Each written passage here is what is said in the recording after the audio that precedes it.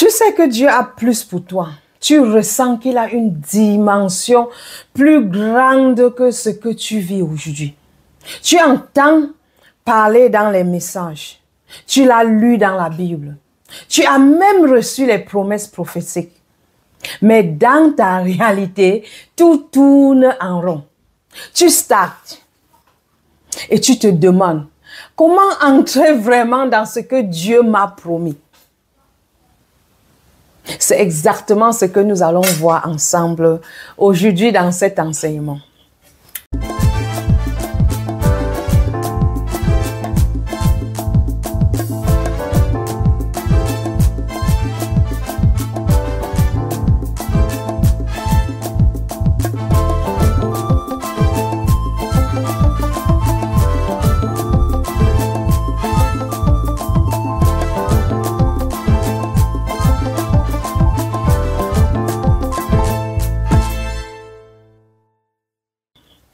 Bienvenue sur cette chaîne de succès et la prospérité selon la parole. Dans Jean 10, Jésus nous dit, je suis venu afin que les brebis aient la vie et qu'elles aient dans l'abondance. Je suis Sinclair Sima, une femme transformée et restaurée par l'amour et la grâce de Dieu. Aujourd'hui, je vis une vie bénie, remplie de sens. Et tu sais quoi? Toi aussi, tu peux vivre cette même vie. Abonne-toi à cette chaîne, active la cloche de notification et prépare-toi à voir ta vie changer. Un principe biblique à la fois. Avant de continuer, j'ai une ressource qui peut vraiment t'aider dans cette saison de conquête. Mon livre, celui-ci. Tu es précieux et tu as de la valeur aux yeux de Dieu. Il est maintenant disponible sur Amazon. Et si tu n'as pas les moyens pour t'en procurer une copie, tu peux aussi me contacter sur WhatsApp pour recevoir un exemplaire gratuitement. Mon contact se trouve dans la description de cette vidéo. Ce livre est un outil de guérison et d'identité et de transformation par l'amour de Dieu. Il va t'aider à voir ta vie comme Dieu te voit et à marcher avec assurance vers ta terre promise. Le lien, une fois de plus, est dans la description ou écris-moi directement. Je vais partager 7 leçons pour t'aider à recevoir ce que Dieu a pour toi. Suis jusqu'à la fin et applique ces principes pour voir un changement radical dans ta vie. Première leçon, la promesse existe, mais elle ne tombe pas du ciel. Josué 1:2 nous dit, maintenant lève-toi, passe ce Jourdain. Dieu avait déjà donné la terre promise, mais le peuple devait se lever et traverser ce Jourdain. Beaucoup attendent que la promesse vienne à eux. Mais dans le royaume, la promesse ne remplace jamais le processus. Nous devons prendre des actions pour entrer dans notre terre promise.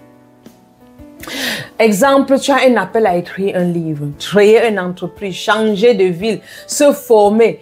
Tu l'as peut-être reçu, mais tu attends un moment parfait. Le moment parfait est quand tu obéis. Il n'y a pas de moment parfait. C'est le jour où tu prends cette décision, ça c'est ton moment parfait. Quelle promesse ai-je négligé de poursuivre à cause de l'attente d'un signe ou d'un confort? Pose-toi cette question.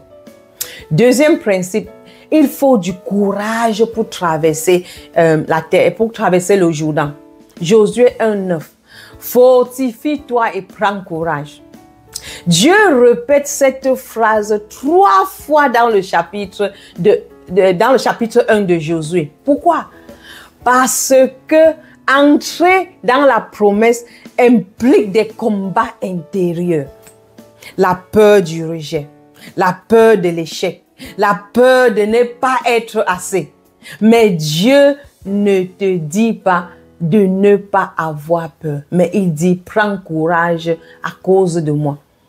Il te dit quand la peur est là, choisis le courage car je suis avec toi.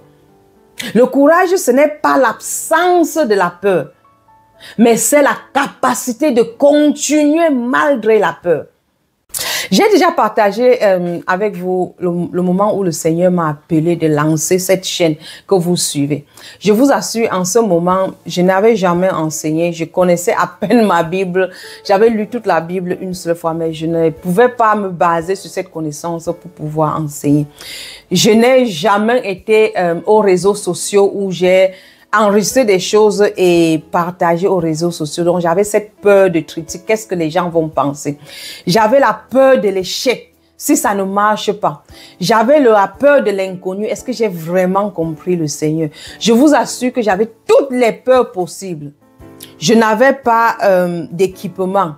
Je peux vous citer toute une liste que j'avais graissée qui me faisait peur. Mais à la fin, quand j'ai prié, le Seigneur m'a dit la même chose, Sinclair. Lance cette chaîne. Tu n'es pas seul, je suis avec toi. Je vais t'équiper. Et un jour, je me suis levée le 1er janvier 2023. J'ai mis mon téléphone portable. J'ai commencé à enregistrer. Je n'ai pas enregistré parce que j'avais le courage, croyez-moi. J'ai enregistré avec de la peur. Mais malgré la peur, j'ai décidé d'obéir à l'appel que le Seigneur m'a donné. Un an après, le Seigneur m'a demandé d'aller au collège biblique pour acquérir plus de connaissances. Mais pour que j'arrive au niveau, il fallait que le Seigneur me dise maintenant, va prendre plus de connaissances. Il fallait d'abord que j'obéisse dans la peur. Je n'ai pas attendu le moment propice. Je n'ai pas attendu le moment parfait. Car si j'attendais le moment parfait, je n'aurais jamais commencé. Commence en faisant des erreurs. Commence en ne sachant pas comment le lendemain va être. Commence en tremblant. Mais croyez-moi, commence. Et plus tu mets un pas, le Seigneur te montrera comment mettre le prochain pas. Ainsi de suite.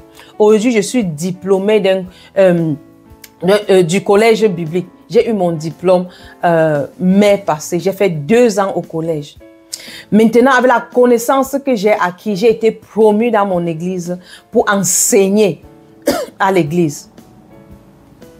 Le Seigneur a élevé ma connaissance. J'ai plus d'équipement maintenant pour continuer. Mais si je n'avais pas commencé malgré la peur, je ne serais pas où je suis aujourd'hui. Donc, je vous appelle à faire éteindre toute cette parole de peur en vous qui vous dit vous n'êtes pas capable, qui vous a dit que Dieu vous a appelé, qui vous a dit que vous êtes capable de lancer cette entreprise, qui t'a dit que tu es capable d'écrire ce livre. Après 2 ans, j'ai pu publier mon livre en français et en anglais comme vous voyez. Mais si je n'avais pas commencé malgré la peur, je ne serais pas auteur d'un livre aujourd'hui. Et je suis en train d'écrire mon 2e livre. Je vous assure que la récompense d'avancer malgré la peur est plus grande que la peur de rester et de ne rien faire. Commencez, le Seigneur vous promet, je ne vous abandonnerai jamais. Je serai à vos côtés, je vais vous guider. Donc commence et tu célébreras plus tard cette action d'obéissance, cette action de foi. Commence. Laisse-moi te poser cette question. Quelle est cette chose que tu retardes de commencer à cause de la peur? Prends une seconde. Qu'est-ce que Dieu t'a demandé de faire et que tu as encore peur? Écris-la, confesse-la et proclame que Dieu est avec toi dans cette démarche. Le 3e point que je vais aborder, c'est la terre promise ne se possède pas sans obéissance. Josué 1,7 nous dit, seulement fortifie-toi en agissant fidèlement selon toute la loi. La conquête est liée à l'obéissance. Pas seulement une obéissance émotionnelle ou circonstancielle, mais une obéissance radicale, constante, même quand c'est difficile. Dieu t'a peut-être demandé de pardonner quelqu'un, d'abandonner une relation toxique, de sortir d'un travail où tu es enchaîné à la peur. Détruire ce que tu portes depuis des années dans ton cœur. Détruire ce livre, de publier ce livre. Tant que tu n'obéis pas, tu restes bloqué entre l'Égypte et ta terre promise de Canaan, dans le désert. La terre promise n'est pas un lieu physique uniquement. C'est aussi une position spirituelle. Celle d'une personne alignée avec la parole de Dieu. Quatrième point, tu dois sortir de la mentalité du désert. Romains 12, 2 nous dit, soyez transformés par le renouvellement de l'intelligence. Donc avant de posséder une terre extérieure, il faut d'abord conquérir ta terre intérieure, ton territoire intérieur qui est ta pensée. Si tu penses comme un esclave, tu agiras comme un esclave. Si tu penses comme une conquérante ou un conquérant, tu te lèveras. Le peuple d'Israël est sorti d'Égypte, mais l'Égypte n'était pas sortie de leur mentalité. Abandonne cette mentalité qui est « je ne mérite pas cette bénédiction, je ne suis pas assez, tout le monde m'abandonne, ça n'arrivera jamais pour moi ». Dis-toi aujourd'hui, ma conquête commence dans ma pensée. Fais cette déclaration prophétique avec moi. Je suis une femme ou un homme appelé à entrer dans sa terre promise. Je refuse la peur, la passivité et les limitations dans ma vie. Je choisis l'obéissance, le courage et la foi. Je marche même si je tremble. Dieu est avec moi et je prends possession de tout ce qu'il a déjà préparé pour moi. Cinquième point, la passivité spirituelle est un terrain fertile pour le vol. Dans Jean 10, 10, ça dit le voleur ne vient que pour dérober, égorger et détruire. Ce que tu ne protèges pas, le diable occupe.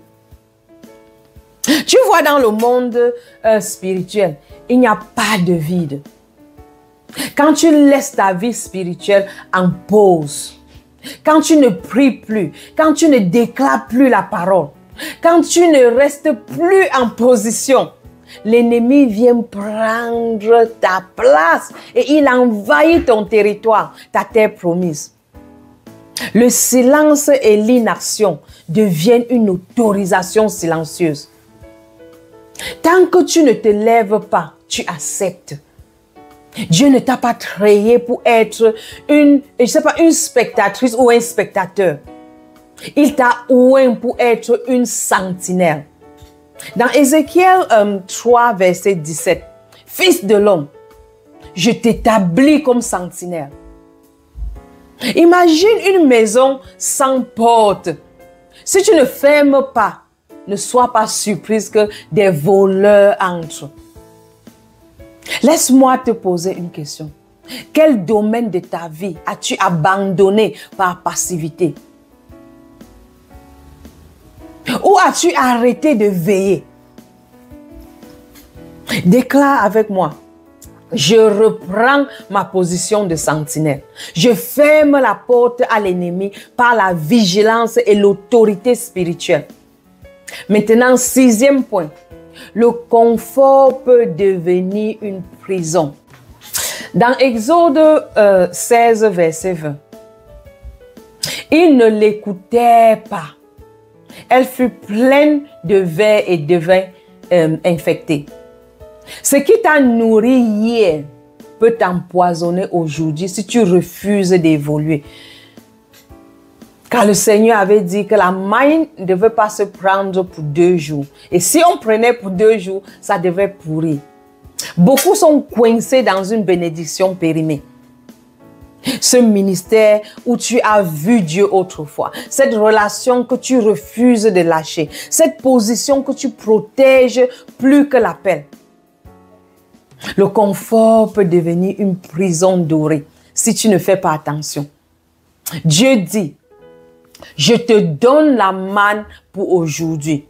Pas pour que tu la stockes. Pas pour que tu bâtisses un hôtel autour de ce que j'ai fait hier. Le confort n'est pas toujours le signe de la volonté de Dieu. Parfois, c'est une alerte à bouger. Dans Deutéronome 1, verset 6, vous avez assez demeuré dans cette montagne. Pose-toi la question, est-ce que je suis en train de me battre pour préserver un confort que Dieu essaye de m'enlever? Est-ce que je me suis installé là où je devrais avancer? Déclare avec moi et avec foi, je ne resterai pas prisonnière d'un confort qui limite ma conquête. Seigneur, je choisis de bouger quand tu me dis de bouger. Le 7e point, l'obéissance ouvre les portes de la conquête. Josué 3, verset 15 à 16. Lorsque les sacrificateurs posaient le pied dans ce Jourdain, les eaux s'arrêtèrent. Ce n'est pas le miracle qui précède l'obéissance, mais c'est l'obéissance qui déclenche le miracle. Qu'est-ce que Dieu t'a demandé de faire que tu hésites encore? Tant que tu attends que tout soit parfait, rien ne changera. Mais dès que tu poses ton pied, dès que tu agis, dès que tu bouges, Dieu agit. Dans Jacques 2, verset 17, la foi sans les œuvres est morte. Il y a des percées que tu n'aurais que dans le mouvement. Ce ministère que tu n'as pas encore commencé, ça ne va pas évoluer si tu ne commences pas. Cette formation que tu retardes, les opportunités ne s'ouvriront pas si tu ne prends pas cette formation. Cette conversation que tu refuses d'avoir, Dieu attend ton pas. Ensuite, il ouvre les eaux. Retiens ceci. Tant que tu restes assis ou assise sur une promesse, elle reste théorique.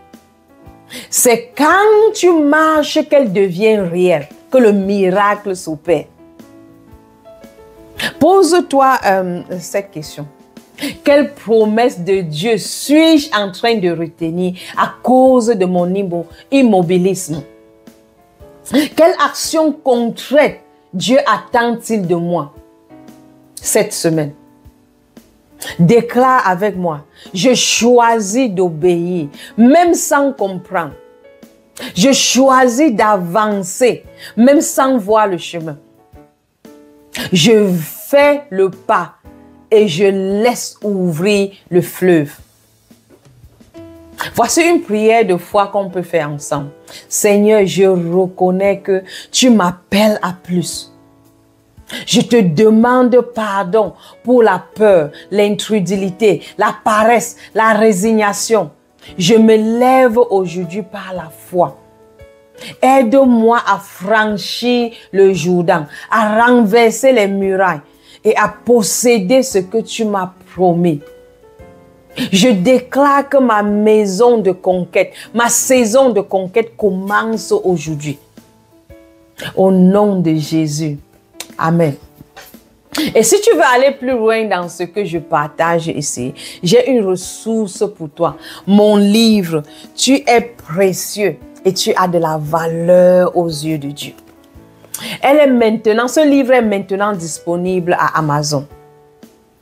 Mon désir, c'est que chaque personne sache combien il ou elle compte aux yeux de Dieu. Car c'est l'amour de Dieu qui t'aidera à briser toute barrière dans ta vie.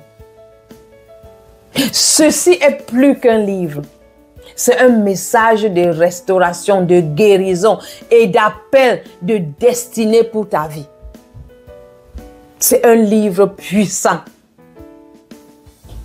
Le lien pour te procurer cela à Amazon se trouve dans la description de cette vidéo. Et pour finir, si ce message t'a parlé, ne le garde pas pour toi. Partage-le avec quelqu'un qui doit aussi entrer dans sa terre promise. Et souviens-toi, le succès selon Dieu commence par l'obéissance à ses principes. Dis-moi dans les commentaires quelle action concrète tu vas prendre cette semaine pour entrer dans ta terre promise. J'ai fait toute une série, Conquérir. Cherche cette série, je vais mettre ça dans le lien et suis-le. Mets des commentaires, je lis chaque commentaire, je prie pour tous ceux qui mettent les commentaires. À très bientôt sur le succès et la prospérité selon la parole. Et n'oublie pas, Dieu t'a créé pour briller.